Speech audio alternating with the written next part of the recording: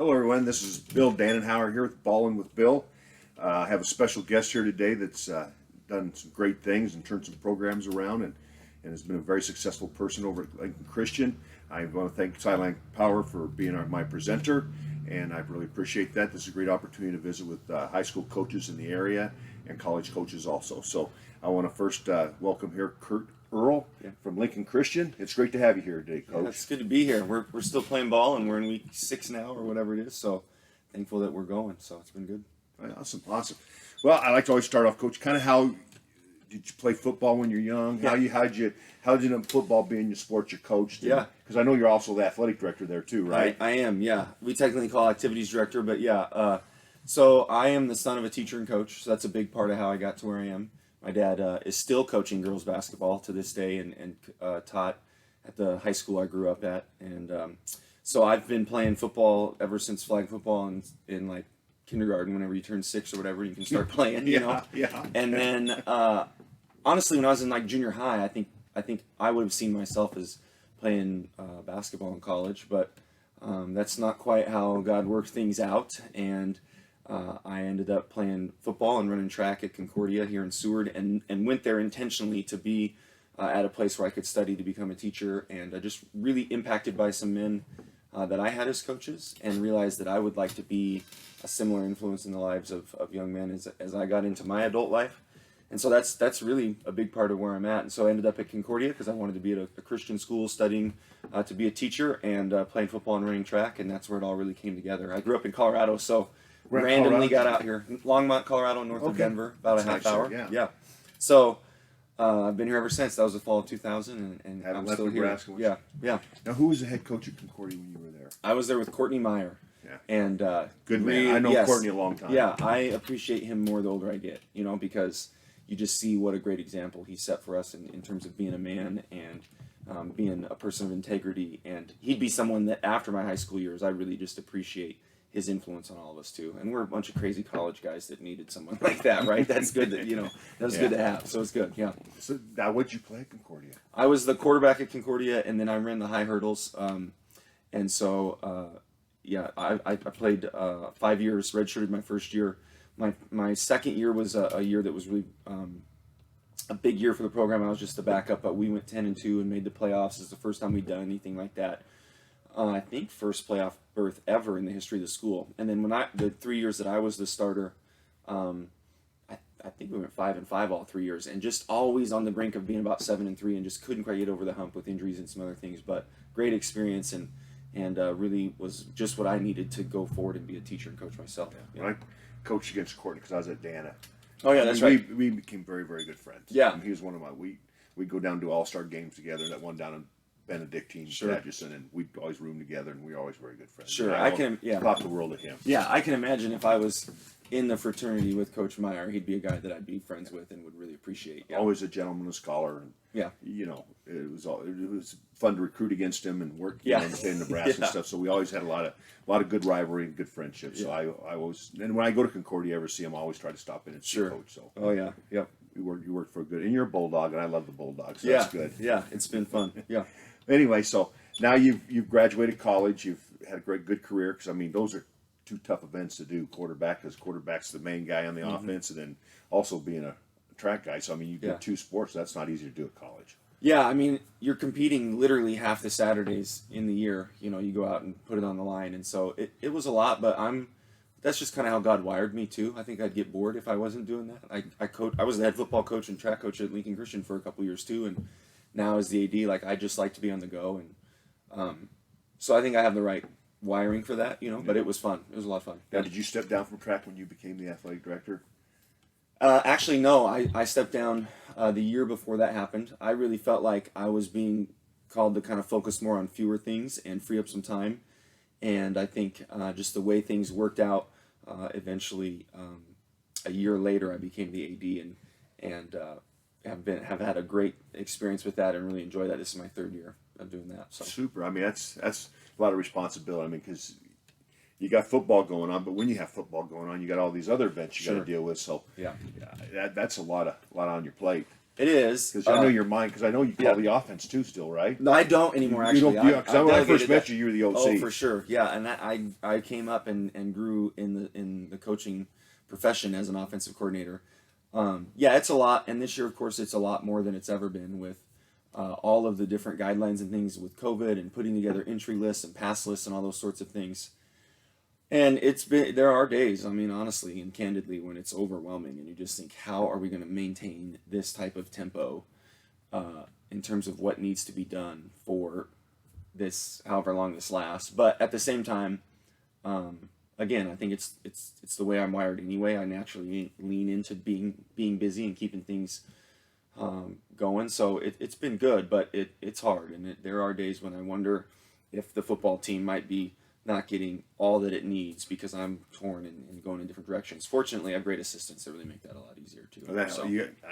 I think anytime you are in a leadership role like you are, especially in two things, not only leadership in football, but also leadership as a department head, you got to have good support. If you don't have good support, it's hard to go ahead and have a drink. But anyway, it's in my mind, because I've been both myself too. Yep. And if you don't have that good support, it's hard to get anything done. Yeah. Because you got to have good help. It'd be impossible. And Cole Dwork, our offensive coordinator, has done a great job as we've transitioned from the spread option that he played in when he was a player for us to this flex bone that we're doing now. And then Josh Hyatt, we just brought in this year, moved out here. He's a good friend of mine that I recruited and got to come. And he's our defensive coordinator and has done an amazing job with our defense this year. And he's been a head coach and was a D coordinator out at North Platte and Gearing for several years. And so he's been a tremendous asset as just another guy that's been there, done that too. It's been awesome. Good to have their thought process in there. Yep. So I know when I first met you as OC, now you become the head coach. Mm-hmm. What did you do to kind of put your taste on the program? Because you've been their assistant, but then you also became a head coach. So now, even though you like probably what the guy did in the past, there's some things that you always want to add in because of the different personality and who you are. Sure, yeah. Matt Farrap was the head coach before I was and did a really good job getting us from just sort of having a program to really having a program. Right. And I got to be kind of his right-hand man in that journey. And together we did that for 10 years, and I was his offensive coordinator, I think, for 8 of those. And then, then he decided it was time to focus more on administration and be the principal and focus on those things. And so I got the opportunity to be the head coach. And so, like you said, there were so many good things we just needed to continue. And then I think there was also, for a number of reasons, and I think Matt would say this too, we needed a refresher on some things. We need to get some things going again that we had got going that were fading a bit. And so we rebooted on some of those things. And I think the biggest thing for me that I wanted to do when I stepped in was really, and I'm really passionate about the process of building a culture, but I think was casting a vision and really helping guys catch a vision of where we could be and what we could do. Mm-hmm. Whether that be facilities and some of those kind of things, whether that be wins and losses, whether that be the type of young men we're hoping to produce, help these guys see that they each get to lay a brick in that foundation and that house gets built year by year. Mm-hmm. And I think, honestly, one of the things I think I got too into that at the beginning and did a really good job with that, but I think it was perceived by some in the program in my first year or two that's all I really cared about. And I don't know if the guys felt like I loved and cared about them as players, as people, as much as I wanted them as players. And so after the first year and a half, really stepped back and just said, we've got to do a better job. I need to do a better job of building relationships and building trust and making sure they feel like they're cared and loved for as a person before we try to develop them as a player. So we really have striven to do that over the last, it's like 3 years now. This is my 5th year as the head coach. So I think we have seen the benefits of that. We dwindled to like 24 guys out 3 years ago, had that 0-9 season. Numbers are back up to where they probably are going to always be, at least for now, for us in that upper 30s. I think we have 37, 38 out this year. Mm-hmm. And so that's about the number we're going to have because we have strong cross country, strong tennis. We only have, our boy count is 88 according to the NSAA, so we're in the bottom third of that C1 group. And so I feel like we've got a program now that's built on relationships and trust. And then people get excited about how can I play a role in that vision that Coach Earl's casting? How can I cast the vision as well as a player and as a senior? And so I think we got things a little out of order. We stepped back and regrouped, and I think we're starting to see the benefits of all that especially this season, we've got a strong group of seniors who I think embrace and see who we are and know that we care about them first as people. So. Well, good for you. Good for you, because kids need to. I think a lot of times, especially at this age, because they're so vulnerable in high school, need to feel that type from their coaching staff. For sure. You know, because you're helping them grow up to go to college or whatever they want to do and move on from life. Because after that, they're citizens, really. Yeah, they're on their own quick here. I mean, those senior boys are not senior boys. They're your young men making their own decisions away from home here fast. And the thing that got me desiring to be in coaching was men as coaches who helped me in that process. You know, I have great parents that did a great job, and I needed some coaches to come alongside me too. You know, so that's part of it as well. Yeah. When I look at my past two, there's my high school coach Lou Maloney at Westside, and Coach Sandy Buda and Ron Peccarell at UNO. Mm-hmm. They were, besides my folks, they were main parts of helping me develop as a young person and grow up as a football player and get your degree and move on in your life too. So I mean, I don't think people realize how important those coaches are to those young kids. Yeah. I think unless you've experienced someone who's really an influencer like that, it's hard for you to understand how valuable it can be. And I'm thankful that I had that, and I'm thankful I've got a lot of peers in the coaching profession too, that we encourage each other weekly, daily, to stay that kind of person for our people. Yeah. So now you're the OC. See, I remember one time I watched you. You were the spread option type. Yeah. And you guys were fun to watch. Yeah. And now you kind of adjusted. So kind of tell us about that process, how you kind of moved your offense, and then and where you're at now with what you're doing, and how it's progressed, and you're having a good start this season. Yeah. So we were spread option. We were really successful, and I mean that's a credit to everybody, not to me as the OC. I mean a lot of people were doing a lot of good things to make that happen. Everybody thought we slung it all over the yard. If you looked at the numbers, that's not true. No, I knew we didn't. We run it right at you with 3 wide to 10 personnel. You did a nice job running right at people. That's right, and make you think we're passing it. Right. And then we had good quarterbacks too. We had a good string of guys there that all were, if not selected for All-State at that caliber, that really owned it and did a good job with it. And a lot of other positions did great too. So I think that the changing factor for us was a lot of that success came as we were in the C2 ranks, and as when a couple years when we were C1, we had a pretty unique group of guys that size and things that probably aren't sustainable over the long term for our school in particular. Just how many students we have, the type of students we have, that sort of thing. And really, this was in my second year as the head coach. We were on our way to a 6-4 finish. We went to the playoffs and played Boys Town right down to the wire, almost knocked them off. They were undefeated at the time. A season that I really feel like we played top 10 football in at the end. But in the middle of the season, we got dinged up pretty good. Played a very good Fairbury team, had a very talented quarterback and running back that year. And we were down 3 or 4 key positions and had no ability to stay in the game just because the matchups were a problem. And especially in that we couldn't move the ball. And we ended up losing 60-6. I mean, it was a top, and we finished the year as genuinely a top 10 performing team. And I just realized that the margin for us had become so thin at the C1 level in the system we were running on offense that I didn't think it was wise to try to sustain that. So you lose 60-6 when you think you're pretty good if everybody's healthy, but you're not healthy and you get rolled. And so you start thinking, what happens? You have those, frustrating, depressing, what are we going to do moments late at night and early in the morning. And so I got to talking with a friend that was running the Flexbone, got to digging into that a little bit, did some research. That friend, Chris Steer, actually a name that a lot of people who might watch this or listen to this know because he's coached a lot in Nebraska. He's now with the FBI randomly, but that's a different thing. Yeah, when he told us all that, we have a good group of coaches. When he told us all that, we were like, "Wait, is this for real? Are you serious?" But yeah, so he's in Texas serving in the FBI. But anyway, he mentioned the name Kenny Wheaton, and if you know anything about Flexbone and you've done any kind of research, eventually you get to Kenny Wheaton, who is basically operates as the OC. He's officially consultant for the offense at Harding University in Arkansas, a D2 that's very effective. Yeah, Christian school, a college that in a lot of ways is a lot like us. So we put in the resources, the time and money to have Kenny and his assistant Kevin Chisholm come up and install the Flexbone with our players. And it was a train wreck, not because of them, but because it just was such a drastic change. Option football still, because we were spread option, but drastic change. And that was going into the year 2018 when we would end up 0-9, but we knew that we had to do something, and our assistants agreed, and we were all on the same page. Last year came a long way with it. ROC and I went down to Harding both of the last 2 springs and just really grew and got a lot from them. And like I said, they coach in a very similar environment, so it's been a nice just friendship that's developed there with their coaches.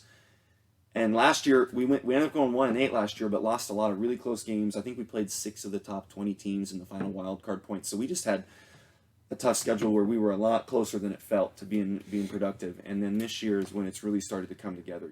We've got 10 seniors, some good juniors as well. We're starting to run it well, even at the JV level. Did a good job even just last night running it, and starting to see the system sort of take place. We're running it 7th through 12th grade. Doing it all right there together. The junior high's down the hill, practicing on the other field, running it, and sometimes our OC goes down and has some input there, and really starting to be a system 7 through 12. So I think we're excited about the sustainability of that and how we can be competitive with people even on years when maybe we don't have the size and speed that we'd love to have, and we're starting to see how that could actually work instead of it being a theory that we're thinking about here. It'll be like that next year. We're finally to that year, I think, where we're seeing it really reap some benefits. So yeah. Oh, good. Now, what type of defense do you run with it to coordinate with the flex ball? Sure.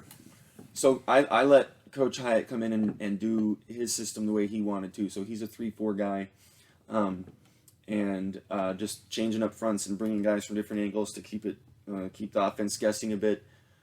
He really does a great job, especially talking about angles and run fits and keeping things simple.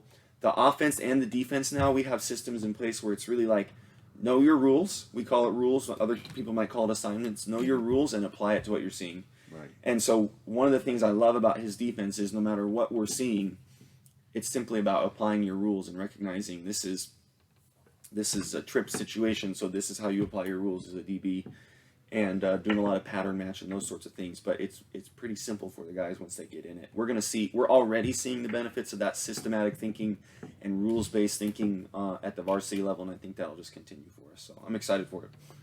Okay. I mean, I think I like the 3-4. I think it's personnel-wise, it's an easy one to fit because it's always hard a lot of times. I think, especially high school, smaller high schools, is to find four down linemen in order to do a 4-man front scheme, and I think it's even harder at the big schools, but let alone at a smaller school to find enough of those big kids to play that 4-man. Yeah, and that's exactly right. Like, unless something changes with how the NSA counts and divides things up, we're going to be in that bottom third of the C1 category for a while, and so that means there's a lot of schools. I mean, there's schools, literally playoff eligible schools, that aren't opting down, that are twice as many students as us, and that's fine. I'm not complaining. I'm just saying we got to do things to help us be competitive, and not having a 4th lineman is probably part of that. You can find more athletes to play linebacker and defensive back and stuff, and move around and kind of confuse people. Exactly, or a guy that plays outside linebacker of some sort and comes up and jams a tight end. Right. That's a lot easier for us to find than a 3 technique kid. That's a different kind of dude. Well,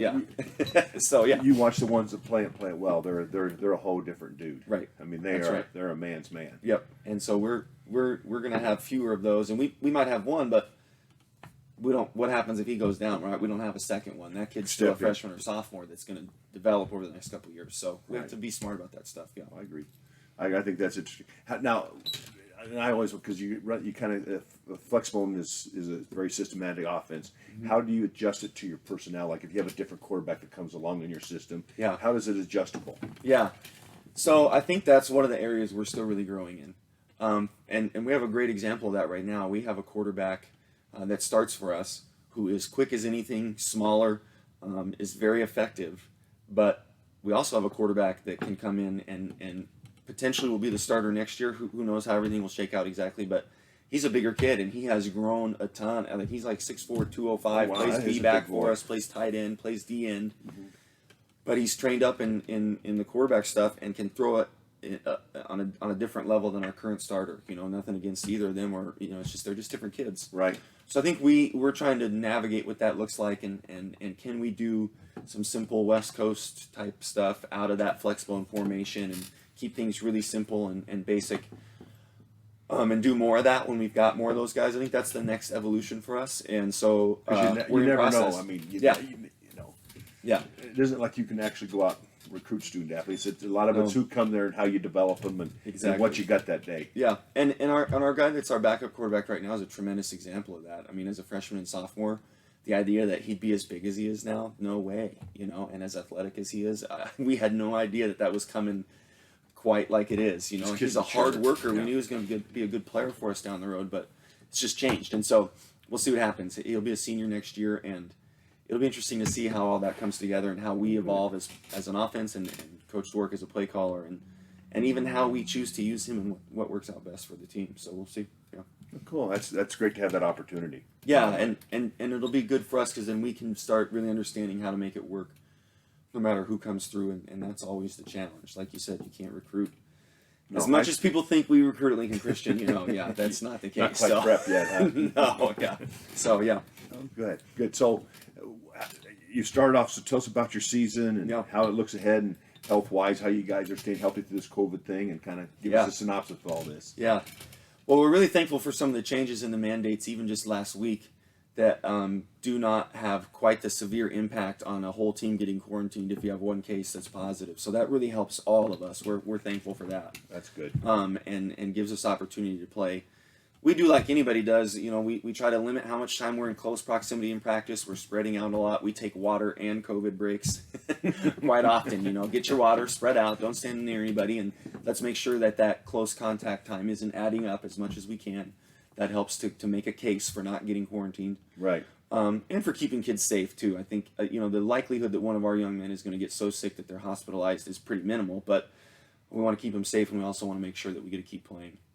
This season got off to a good start. We started 4-0. First time we'd started that way, I think, since 2013 when we were a quarterfinal team and lost to Ashland Greenwood right up the road here in the quarterfinals. Hey, my good friend Ryan Thompson. Too, yeah. They always have a good year. I always give him a bad time. He never seems to struggle. He's a good friend and does a great job. And then played some teams that we felt like were good, better matchups for us this year in the sense that schools that are in a similar position in terms of size and some of those things, and we'd had very challenging matchups the last couple of years, and so it was good to get off to a good start. Won the sword game in the second week of the year. We play Lincoln Lutheran for the Spirit Sword every year. That's usually a district game, but they're one of the bigger schools in C2 this year, this go around, so it's not. So we played it early, and that was kind of fun to start the season with that. And then played a really good Lakeview team who had a bad loss last week. I'm assuming they've got some guys out with quarantine or something, because that's not Lakeview to get beat like that. So I'm sure there's some things behind the scenes there. But I felt like that was playoff caliber football to pick up our fourth win. Went down to Auburn Friday, and Auburn is a tough team as well that I also think is playoff caliber team. And just couldn't quite get it all together. We were up 10-7 in the third and ended up losing 28-10. And credit to Auburn on making some good plays. And we just also had just one of those games. All the things didn't go our way. And sometimes that happens, and you got to make your own luck a little bit. Right.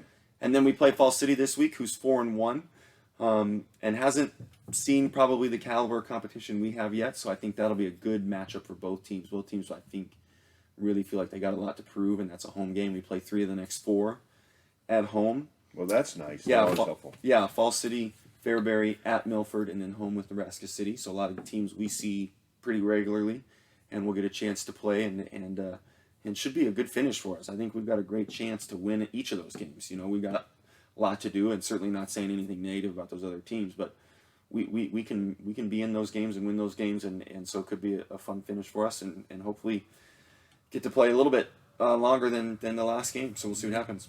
Now, what type of, like last week we had Westside on, and they went to Grand Island. They couldn't take any fans at all. Grand Island let fans in, but they could not take no of the game. So what is your guys' rule in C1, or what your district's doing as far as fans in the game? Yeah. So at our place, we have taken the initiative to really make it about keeping the two communities as separate as possible.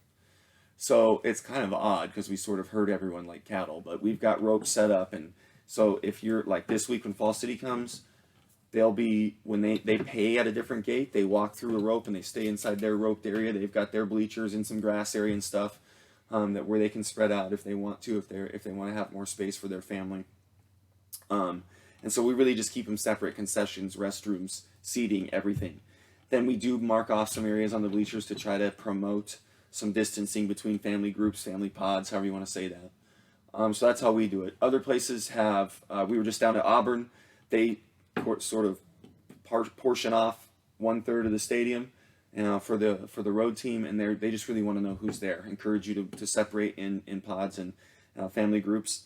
And we had to create an exact entry list and do some of those kind of things so that they knew exactly who was there. So everybody's doing it a little bit different. Grand Island's obviously come under a lot of scrutiny, but I get what they're trying to accomplish, and I understand that sort of thing. But no one has the right answer. Everybody's just trying to do what they think is right for their school.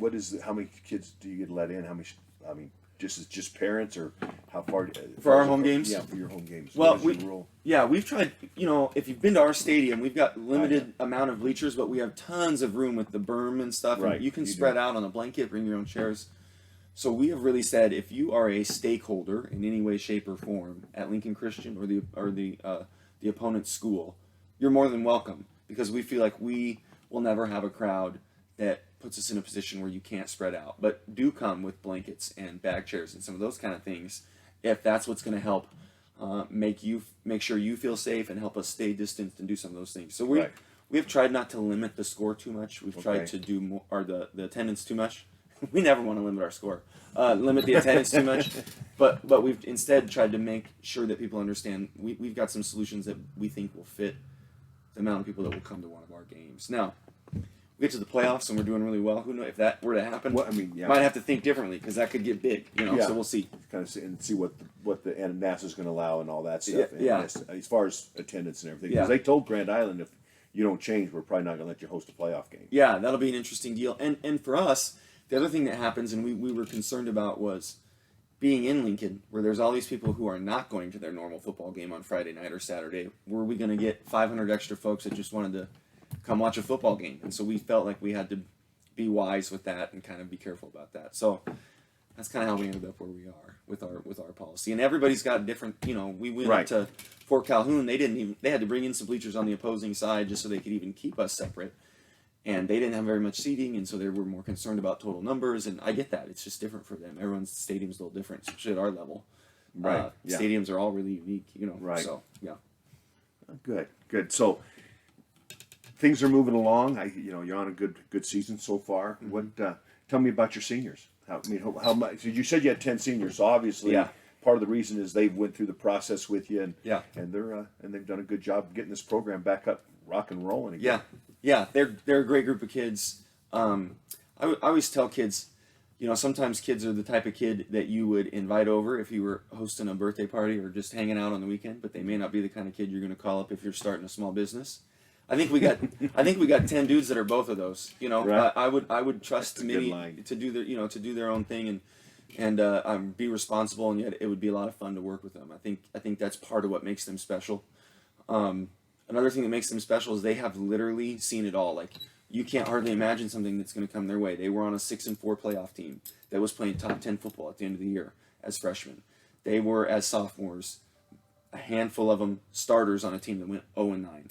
As juniors, many of them started on a team that went 1-9 and was awful close, and they knew it. Then they survived a worldwide pandemic and did a tremendous job with staying in shape, getting on the Zoom calls with me, doing push-ups and jumps, and with me, I was in the best shape of my life during the quarantine, by the way. Side note. You're going at it. Yeah, I was leading it and just like, let's get on here and go. Yeah. And we would record it. They might watch it later. They did a great job of finding dumbbells and barbells and things wherever they could. Yeah. And doing it in their garage or their basement or whatever.